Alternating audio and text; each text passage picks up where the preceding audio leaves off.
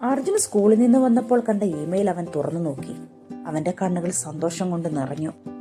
North ഇന്ത്യയിലെ central government സ്കൂളിൽ ജോലി കിട്ടിയിരിക്കുന്നു. അതവന്റെ കരിയറിലെ വലിയൊരു അവസരമായിരുന്നു. പക്ഷെ അതേസമയം വലിയൊരു ചോദ്യവും. മീനാക്ഷി. അവൻ കുറച്ചുനേരം നിശബ്ദമായിരുന്നു. ജീവിതം ഒരു പുതിയ വഴിയിലേക്ക് തിരിയാൻ പോവുകയായിരുന്നു. ഒരു വൈകുന്നേരം അർജുൻ തന്റെ ചെറിയ വാടക വീട്ടിൽ ഒറ്റയ്ക്കിരിക്കുകയായിരുന്നു. മൊബൈലിൽ വന്നു കിടക്കുന്ന മെയിൽ അവൻ വീണ്ടും വീണ്ടും വായിച്ചു. Central government school appointment order. കേന്ദ്ര സർക്കാർ സ്കൂളിൽ ടീച്ചറായി നിയമനം ലഭിച്ചിരിക്കുന്നു. അവന് വിശ്വസിക്കാൻ പ്രയാസമായിരുന്നു. സ്ഥിരതയുള്ള ജോലി, നല്ല ശമ്പളം, ഭാവിയിൽ കൂടുതൽ അവസരങ്ങൾ. പക്ഷെ ആ സന്തോഷത്തിനൊപ്പം അവന്റെ മനസ്സിൽ വലിയൊരു ചോദ്യവും ഉണ്ടായിരുന്നു. മീനാക്ഷി. അവളെ ഇവിടെ വിട്ടിട്ട് പോകാൻ അവന്റെ മനസ്സ് അനുവദിച്ചില്ല. അന്ന് വൈകുന്നേരം മീനാക്ഷിയെ ബീച്ചിൽ വെച്ച് കാണുമെന്ന് അർജുൻ ആവശ്യപ്പെട്ടു. സൂര്യൻ പതുക്കെ അസ്തമിക്കുകയായിരുന്നു. കടൽത്തിരകൾ കരയെ തട്ടി തിരിച്ചു പോന്നു. എന്താണ് വരാൻ പറഞ്ഞത്? മീനാക്ഷി ചോദിച്ചു. എനിക്ക് ജോലി കിട്ടി. അവൾ സന്തോഷത്തോടെ പറഞ്ഞു. ആഹാ, നല്ല വാർത്തയാണല്ലോ. അതെ, പക്ഷെ നോർത്ത് ഇന്ത്യയിലാണ്. മീനാക്ഷി ഒരു നിമിഷം നിശബ്ദമായി നിന്നു. അവൾ കടലിലേക്ക് നോക്കി നിന്നു. അവളുടെ മുടിയിഴകൾ കാറ്റിൽ പറക്കുന്നുണ്ടായിരുന്നു. നിങ്ങൾ പോകുവാണോ? അവൾ ചോദിച്ചു. ഞാൻ പോയിട്ട് തിരികെ വരുമ്പോൾ നിന്റെ കല്യാണം കഴിഞ്ഞിരിക്കുമോ എന്നൊരു ഭയം എനിക്കുണ്ട്. അതുകൊണ്ട് ഞാൻ പോകുന്നതിന് മുമ്പ് നമുക്ക് വിവാഹം കഴിക്കാം. എൻഗേജ്മെന്റ് എങ്കിലും നടത്തി വെക്കുന്നത് നല്ലതല്ലേ? നിന്റെ കാര്യം ഞാൻ എന്റെ വീട്ടിൽ പറയാൻ പോവുകയാണ്. എന്റെ മാതാപിതാക്കൾ സമ്മതിക്കും, അർജുൻ പറഞ്ഞു. അർജുൻ മീനാക്ഷിയുടെ കാര്യം വീട്ടിൽ അവതരിപ്പിച്ചു. അച്ഛനും അമ്മയും പറഞ്ഞു, നിനക്ക് ഇഷ്ടപ്പെട്ട പെൺകുട്ടിയല്ലേ, ഞങ്ങൾക്ക് സമ്മതമാണ്.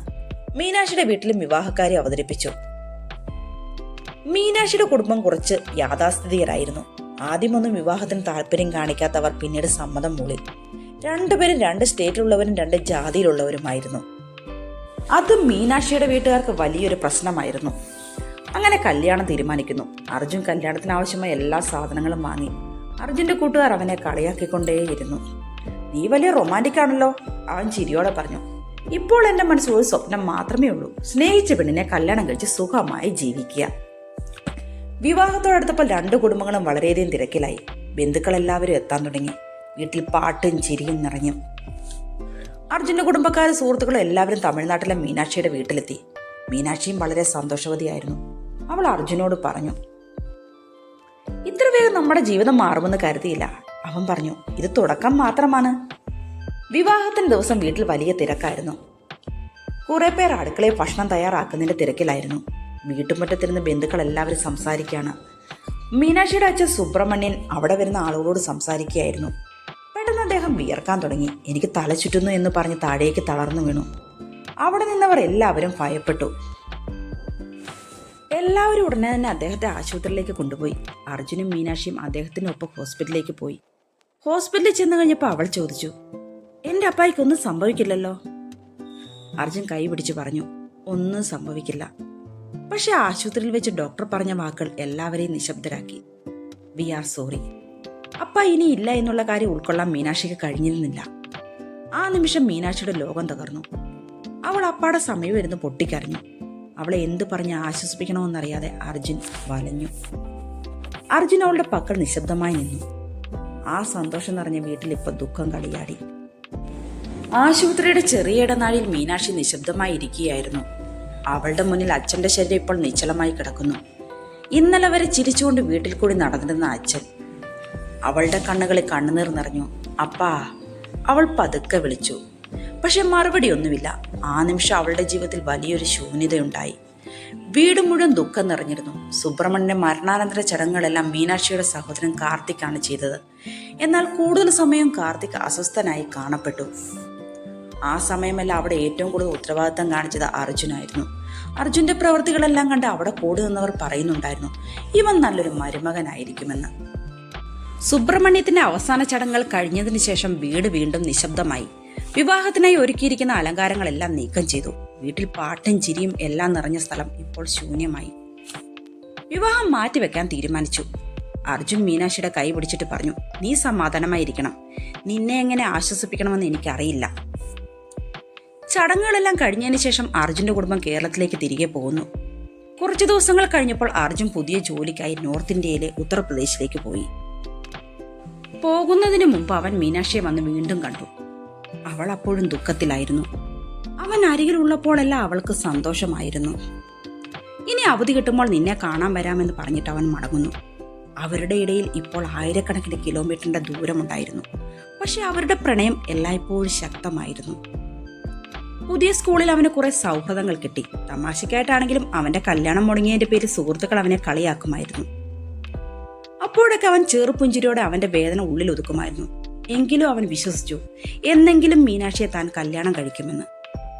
1 വർഷം കഴിഞ്ഞു. മീനാക്ഷിയെ വിവാഹം കഴിക്കണമെന്ന് അർജുൻ വീട്ടുകാരെ അറിയിച്ചു. അർജുന്റെ വീട്ടുകാരും മീനാക്ഷിയുടെ വീട്ടുകാരും ചേർന്ന് വീണ്ടും ഒരു തീയതി കുറിക്കുന്നു. വിവാഹ ഒരുക്കങ്ങൾ വീണ്ടും തുടങ്ങി. പക്ഷേ ഈ പ്രാവശ്യം ജീവിതം അവർക്കായി വീണ്ടും അടുത്ത പരീക്ഷണം കാത്തുവെച്ചിട്ടുണ്ടായിരുന്നു. ആദ്യ വിവാഹം മുടങ്ങിയതിന്റെ വേദന ആരിൽ നിന്നും വിട്ടുപോയിട്ടില്ലായിരുന്നു.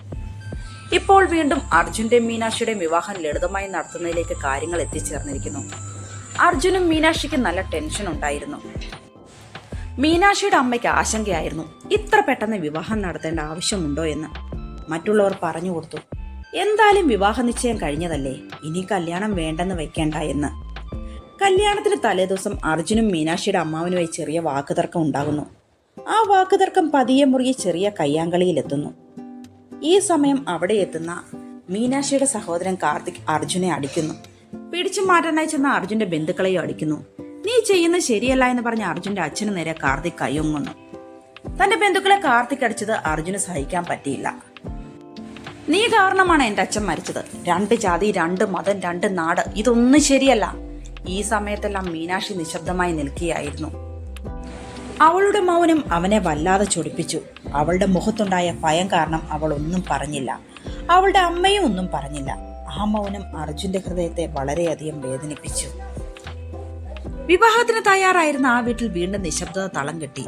തന്റെ കുടുംബത്തെ മുഴുവൻ നാണം കെടുത്തിയ കാർത്തിക്കിനോടും അമ്മാവനോടും അർജുന് തീരാത്ത വാശിയായിരുന്നു. പിന്നീടുള്ള കുറേ ദിവസം അർജുൻ മീനാക്ഷിയോട് ഫോണിൽ സംസാരിച്ചില്ല. കുറച്ചു ദിവസങ്ങൾക്ക് ശേഷം അർജുൻ മീനാക്ഷിയെ വിളിച്ചിട്ട് പറഞ്ഞു, നിന്റെ സഹോദരൻ എന്റെ കുടുംബത്തോട് ചെയ്തത് എനിക്ക് മറക്കാൻ പറ്റില്ല. എന്റെ കുടുംബത്തോട് നിന്റെ സഹോദരൻ മാപ്പ് പറഞ്ഞാൽ മാത്രമേ എനിക്കെല്ലാം മറക്കാൻ സാധിക്കൂ. പക്ഷെ എന്റെ അച്ഛന് കിട്ടേണ്ട ബഹുമാനം അതെനിക്ക് നിർബന്ധമാണ്. ആ സംഭവത്തിന് ശേഷം അർജുൻ തന്റെ ജോലിസ്ഥലമായ ഉത്തർപ്രദേശിലേക്ക് തിരികെ പോയി. പുറത്തുനിന്ന് നോക്കുമ്പോൾ അവന്റെ ജീവിതം സാധാരണ പോലെ തോന്നി.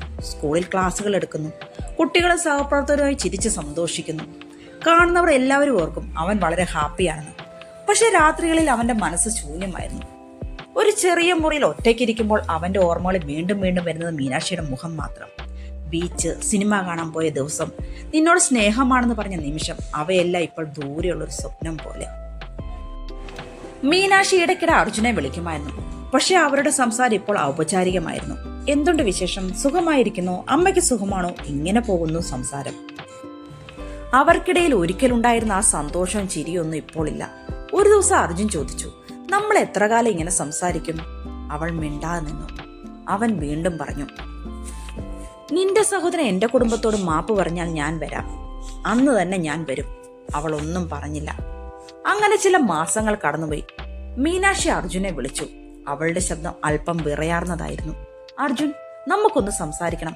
നമ്മളിങ്ങനെ മുന്നോട്ട് പോകുന്നത് ശരിയല്ല. എന്താണ് നീ ഉദ്ദേശിക്കുന്നത്? അവൾ കുറച്ചുനേരം മിണ്ടാതെ നിന്നു. നമ്മൾക്ക് പിരിയാം. എന്ത് പറ്റി ഇപ്പോൾ? എന്താണ് പ്രശ്നം? നമുക്ക് കുറച്ചുനാൾ കൂടി കാത്തിരിക്കാം. നിന്റെ സഹോദരൻ എന്തായാലും മാപ്പ് പറയും. അപ്പോൾ എല്ലാം കലങ്ങി തെളിയും. ഇതിപ്പോൾ പിരിയേണ്ട ആവശ്യമൊന്നുമില്ല. അല്ല അർജുൻ, നമ്മൾ പിരിഞ്ഞേ പറ്റൂ. ഒരു നിമിഷം അവന്റെ ഹൃദയം നിലയ്ക്കുന്ന പോലെ അവന് തോന്നി. അവനവളോട് സ്നേഹം മാത്രമായിരുന്നു. അർജുൻ വേദനയോടെ പറഞ്ഞു, ഒരു കാര്യത്തിന് നീ മറുപടി പറയണം. നിന്റെ സഹോദരൻ എന്നെയും അച്ഛനെ അടിച്ചപ്പോൾ നീ എന്തുകൊണ്ട് മിണ്ടാതെ നിന്നു? അവൾ നിശബ്ദമായി. അവൻ അല്പ ശബ്ദം ഉയർത്തി പറഞ്ഞു, നീ എന്റെ കൂടെ നിന്നിരുന്നെങ്കിൽ ഇങ്ങനെയൊന്നും സംഭവിക്കില്ലായിരുന്നു. ഫോണിന്റെ മറുതലയ്ക്ക് അവളുടെ ശബ്ദം മാത്രം കേൾക്കാം. അവൾ പതുക്കെ പറഞ്ഞു, അർജുൻ, എനിക്കൊരു സീരിയസ് കാര്യമാണ് പറയാനുള്ളത്. ഒരു കാര്യം ഞാൻ ഇതുവരെ നിന്നോട് പറഞ്ഞിട്ടില്ല. അവളുടെ ശബ്ദം വിറയാർന്നതായിരുന്നു. എന്റെ അച്ഛൻ മരിച്ച ഹൃദയാഘാതം കൊണ്ടല്ല, പിന്നെ എങ്ങനെയാണ്? അവൻ ചോദിച്ചു. എന്റെ അച്ഛനെ എന്റെ സഹോദരൻ കൊന്നതാണ്. അവനൊന്ന് ഞെട്ടി. സ്വത്ത് മുഴുവൻ കൈക്കലാക്കാൻ വിഷം കൊടുത്ത് കൊന്നതാണ്. എന്നോടവൻ പറഞ്ഞു. ഞാൻ പേടിച്ചിട്ടാണ് നിന്നോട് പറയാതിരുന്നത്. അന്ന് കല്യാണത്തിന് തലേദിവസം സഹോദരൻ എന്നെ അരികിൽ വിളിച്ചിട്ട് പറഞ്ഞു, ഞാൻ അവനെതിരെ നിന്നാൽ അവൻ നിന്നെ കൊല്ലൂ എന്ന് പറഞ്ഞു. എനിക്ക് നിന്നെ നഷ്ടപ്പെടുത്താൻ കഴിയില്ല അർജുൻ. നീ സന്തോഷത്തോടെ ജീവിച്ചാൽ മാത്രം മതി. ദൂരത്തു നിന്ന് നിന്നെ ഞാൻ കണ്ടോളാം. എന്റെ സഹോദരൻ എനിക്ക് പേടിയാണ്, അവൾ കരഞ്ഞുകൊണ്ട് പറഞ്ഞു. അതുകൊണ്ട് നമുക്ക് ഒരുമിച്ച് ജീവിക്കാൻ പറ്റില്ല. പക്ഷെ ഞാൻ നിന്നെ ഒരിക്കലും മറക്കില്ല. അത് പറഞ്ഞ ഉടനെ അവൾ ഫോൺ കട്ട് ചെയ്തു. അർജുൻ അവിടെ നിശ്ചലമായിരുന്നു. അവന്റെ കയ്യിലിരുന്ന മൊബൈൽ താഴേക്ക് ഊർന്നുപോയി. അവന്റെ മനസ്സിൽ ഒരുപാട് ചിന്തകൾ. അവളോടുണ്ടായിരുന്ന ദേഷ്യം മഞ്ഞുപോലെ ഉരുകി. അവൻ അവളെ വിളിച്ചു, പക്ഷെ ഫോൺ സ്വിച്ച് ഓഫ്. അവൻ വീണ്ടും വിളിച്ചു, വീണ്ടും, പക്ഷെ ആ ഫോൺ ഒരിക്കലും തുറന്നില്ല. കുറച്ചു നേരം കഴിഞ്ഞ് അർജുൻ ഒരു മെസ്സേജ് ടൈപ്പ് ചെയ്തു. അവന്റെ കണ്ണുനീളിൽ കണ്ണുനീർ നിറഞ്ഞു. അവൻ എഴുതി, നിന്റെ വിളിക്കാൻ ഞാൻ എന്നും കാതോർക്കും, മരണം വരെ ഞാൻ കാത്തിരിക്കും. ആ രാത്രിയിൽ അർജുൻ തനിച്ചിരിക്കുകയായിരുന്നു. പുറത്തും നല്ല മഴ പെയ്യുന്നു. അവന്റെ മനസ്സിൽ ഒരു ചോദ്യം മാത്രം, മീനാക്ഷി വീണ്ടും വിളിക്കുവോ? ആ രാത്രിയിൽ അയച്ച മെസ്സേജിന് ശേഷം അർജുന്റെ ജീവിതം വീണ്ടും പഴയ രീതിയിലേക്ക് തിരിച്ചുപോയി. സ്കൂളിൽ പോവും, കുട്ടികൾക്ക് ക്ലാസ് എടുക്കും, സഹപ്രവർത്തകരോടൊപ്പം എല്ലാ സന്തോഷങ്ങളിലും പങ്കെടുക്കും. പക്ഷെ അവന്റെ ഉള്ളിൽ എപ്പോഴും ഒരു ഭാഗം മാത്രം ശൂന്യമായിരുന്നു. ഓരോ രാത്രി ഉറങ്ങുന്നതിന് മുമ്പ് അവൻ തന്റെ മൊബൈൽ നോക്കും. ഒരു പുതിയ മെസ്സേജ് വന്നിട്ടുണ്ടോ എന്ന്, ഒരു മിസ്ഡ് കോൾ എങ്കിലും ഉണ്ടോ എന്ന്. പക്ഷെ മീനാക്ഷിയുടെ ഫോൺ ഒരിക്കൽ പോലും ഓണായിട്ടില്ല. കാലം വളരെ വേഗത്തിൽ മുന്നോട്ട് പോയി. 1 വർഷം, 2 വർഷം, 5 വർഷം. അർജുൻ ഇപ്പോൾ ആ സ്കൂളിലെ പ്രിയപ്പെട്ട അധ്യാപകരിൽ ഒരാളായിരുന്നു. കുട്ടികൾ അവനെ വളരെയേറെ ഇഷ്ടപ്പെട്ടിരുന്നു. കുട്ടികൾ ചോദിക്കും, സാർ എന്താ വിവാഹം കഴിക്കുന്നില്ലേ? അർജുൻ പുഞ്ചിരിയോടെ പറയും, ഇനിയും സമയമുണ്ടല്ലോ. പക്ഷെ അവന്റെ മനസ്സിൽ ഒരു പേര് മാത്രമേ ഉണ്ടായിരുന്നുള്ളൂ, മീനാക്ഷി. ഒരു ദിവസം അവധിക്ക് നാട്ടിൽ ചെന്നപ്പോൾ അർജുൻ വീണ്ടും തമിഴ്നാട്ടിലേക്ക് പോയി. ആദ്യം പോയത് ആ പഴയ സ്കൂളിലേക്ക്.